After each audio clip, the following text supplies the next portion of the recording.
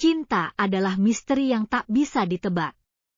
Ia datang tanpa mengenal usia, batasan, atau logika. Apa jadinya jika seorang pria berusia 70 tahun menemukan kembali arti cinta dalam diri seorang gadis muda berusia 25 tahun? Apakah perasaan mereka sekadar kasih sayang biasa? Ataukah ini adalah cinta sejati yang melawan waktu dan norma?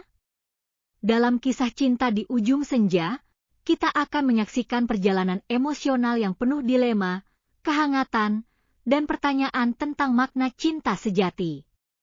Siapkah kalian untuk merasakan kisah cinta yang tak biasa ini? Mari kita mulai. Di sebuah desa kecil yang damai hiduplah seorang pria tua bernama Bagas. Ia adalah seorang pensiunan guru yang telah mengabdikan hampir seluruh hidupnya untuk dunia pendidikan. Kini, di usia 70 tahun, Bagas menikmati masa tuanya dengan kesederhanaan. Setiap hari, ia duduk di teras rumah kayunya yang asri, membaca buku-buku sastra lama, atau sekadar menikmati hembusan angin senja yang membawa aroma sawah yang menguning. Bagas hidup sendirian sejak istrinya meninggal 10 tahun lalu. Anak-anaknya telah berkeluarga dan tinggal di kota. Meskipun hidupnya terasa sepi, ia tidak pernah mengeluh. Bagas sudah terbiasa dengan kesunyian dan menemukannya sebagai teman yang setia. Namun, semua itu mulai berubah ketika sebuah keluarga baru pindah ke rumah di seberang jalan.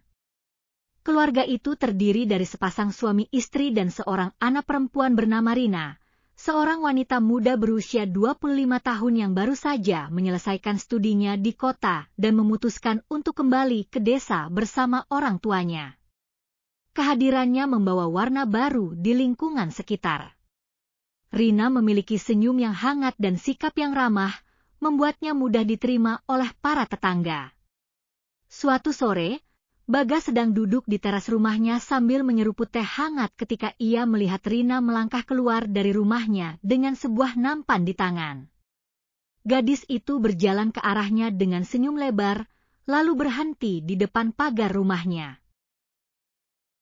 "Selamat sore, Kek," sapa Rina dengan suara lembut. Bagas mengangkat wajahnya dari buku yang sedang ia baca dan membalas senyumnya. "Selamat sore, Nak. Ada yang bisa kakek bantu?"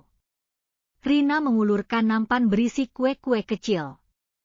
"Ini, Kek, ibuku membuat kue bolu dan menyuruhku mengantarkannya ke tetangga. Aku pikir, aku harus berkenalan dengan kakek juga." Bagas tersenyum dan menerima nampan itu dengan tangan gemetar. "Terima kasih, Nak Rina. Kakek senang bisa berkenalan denganmu." Dari pertemuan kecil itu, hubungan mereka mulai terjalin. Rina sering mampir ke rumah Bagas, sekadar mengobrol atau membawakan makanan. Gadis itu senang mendengarkan cerita-cerita masa lalu Bagas, terutama tentang pengalamannya sebagai seorang guru. Bagas pun merasa hidupnya menjadi lebih berwarna dengan kehadiran Rina. Suatu hari, saat mereka duduk di teras rumah Bagas, Rina bertanya, "Kek, apakah Kek tidak merasa kesepian tinggal sendirian?" Bagas tersenyum samar, menatap langit sore yang mulai berubah warna. "Kesepian itu seperti bayangan, Nak. Ia selalu ada. Tetapi jika kita terbiasa dengannya, kita akan bisa hidup berdampingan tanpa merasa terganggu." Rina terdiam, merenungkan kata-kata Bagas. Ada rasa iba di hatinya, tetapi ia juga kagum dengan ketegaran pria tua itu. Seiring berjalannya waktu, tanpa disadari, Bagas mulai menantikan kehadiran Rina. Ia merasa ada sesuatu yang berubah dalam hatinya. Namun ia berusaha mengabaikan perasaan itu. Bagaimana mungkin seorang pria tua sepertinya bisa jatuh cinta pada seorang gadis muda? Sejak pertemuan pertama mereka, hubungan antara Bagas dan Rina semakin dekat.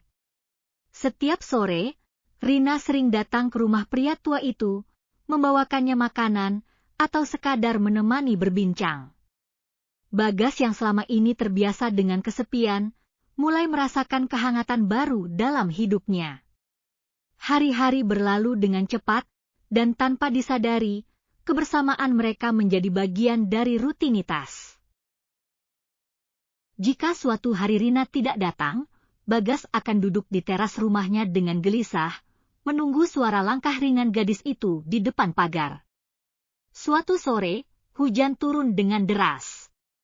Bagas sedang duduk di ruang tamu, membaca buku tua yang sudah mulai menguning, ketika tiba-tiba terdengar ketukan di pintu. Ia segera bangkit dan membukanya.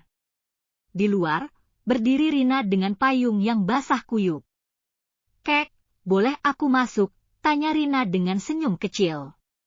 Bagas sedikit terkejut, tetapi segera mengangguk dan membiarkannya masuk. "Nak, kenapa kau nekat ke sini?" "Hujan deras, nanti kau sakit," katanya sambil mengambil handuk untuk Rina. Rina tertawa kecil dan menerima handuk itu. "Aku bosan di rumah, lagi pula aku ingin menemani kakek." Bagas menghela nafas, tetapi tak bisa menyembunyikan kebahagiaan di hatinya. Gadis itu benar-benar membawa kehangatan dalam hidupnya. Mereka duduk berdua di ruang tamu, menikmati teh hangat sambil mendengarkan suara rintik hujan di luar. Obrolan mereka mengalir begitu saja, mulai dari cerita masa kecil Rina hingga kenangan masa muda Bagas. "Aku selalu ingin menjadi penulis, Kek," kata Rina sambil menatap cangkir tehnya. "Tapi orang tuaku tidak setuju. Mereka ingin aku bekerja kantoran, hidup mapan." Bagas mengangguk pelan. "Mengejar impian memang tidak mudah, Nak. Tapi kalau kau benar-benar ingin, jangan biarkan orang lain menentukan jalanmu." Rina tersenyum. "Mungkin itu sebabnya aku senang mengobrol dengan kakek. Kakek selalu punya cara membuatku merasa lebih baik." Bagas menatap gadis itu dalam-dalam. Hatinya bergetar mendengar kata-kata itu. Ada sesuatu yang semakin tumbuh di dalam dirinya, sesuatu yang selama ini ia coba abaikan. Ketika hujan reda, Rina berpamitan pulang. Bagas mengantarnya sampai ke depan pintu, lalu menatapnya berjalan pulang dengan perasaan yang sulit ia jelaskan. Malam itu, Bagas duduk lama di teras rumahnya, merenungi perasaannya sendiri. Ia sadar betul bahwa perasaan yang mulai tumbuh di hatinya bukan sekadar kasih sayang biasa. Itu adalah cinta. Namun, bagaimana mungkin seorang laki tua seperti dirinya mencintai seorang gadis yang seharusnya seperti cucunya sendiri? Bagas menutup matanya, menghela napas panjang. Ia tahu, cinta ini mustahil. Tapi semakin ia mencoba menghindarinya, semakin hatinya terasa sakit. Bagas berusaha menekan perasaan yang mulai tumbuh di hatinya. Ia sadar bahwa usianya sudah tua, dan perasaannya pada Rina adalah sesuatu yang seharusnya tidak ada. Namun, semakin ia mencoba menjauh, semakin hatinya merindukan kehadiran gadis itu.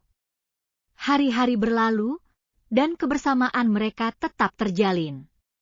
Rina masih sering datang ke rumahnya, membawa makanan, mengajaknya berbincang, bahkan sesekali mengajak Bagas berjalan-jalan ke sawah atau duduk di tepi sungai.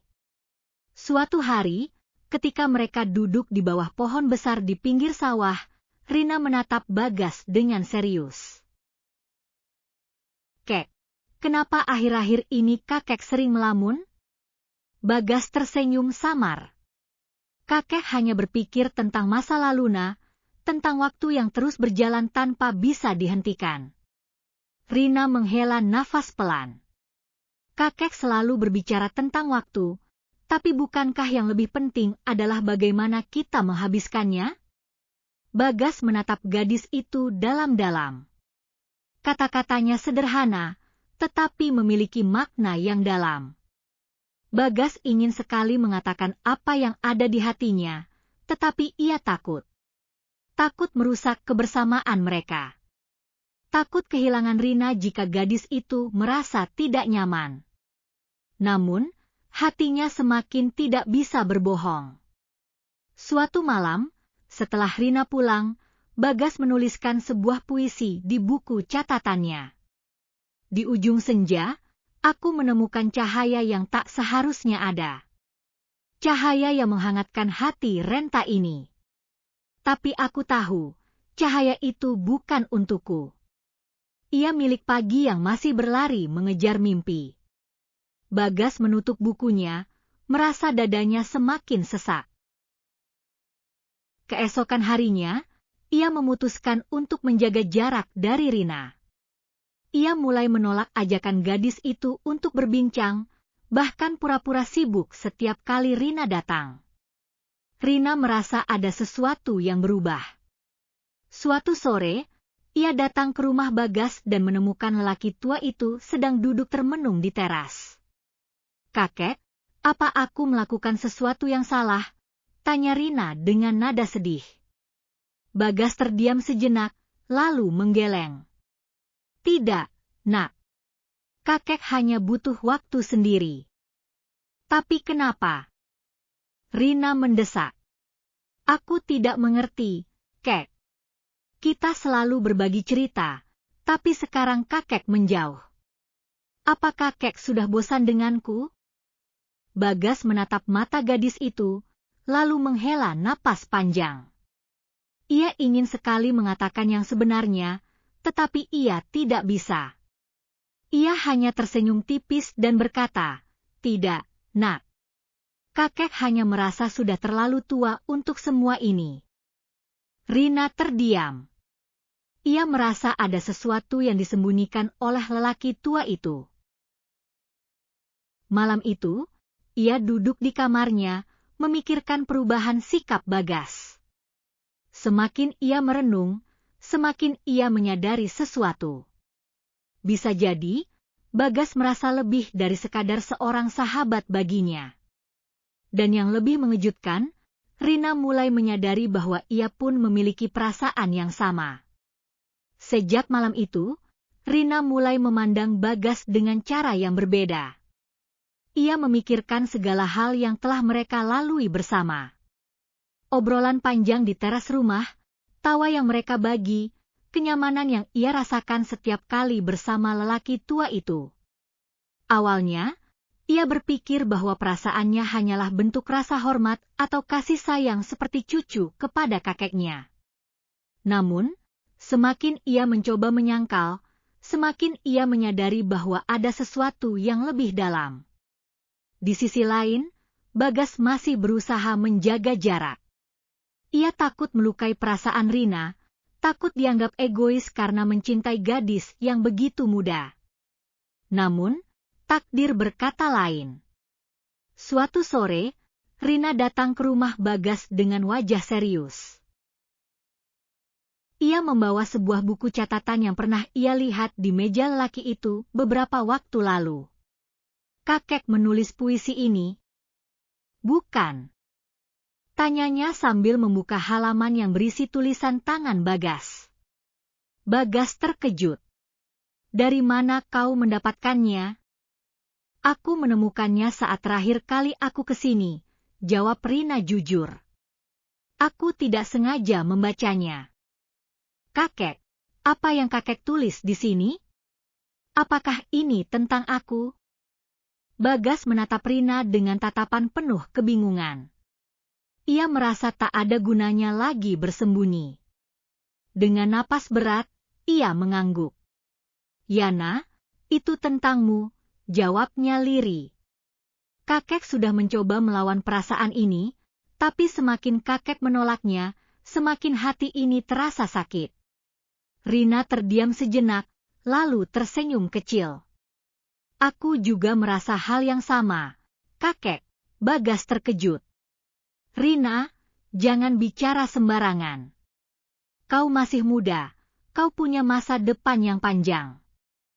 "Perasaan ini tidak salah, kakek," potong Rina. "Aku tahu ini tidak biasa. Aku tahu dunia mungkin tidak akan menerima.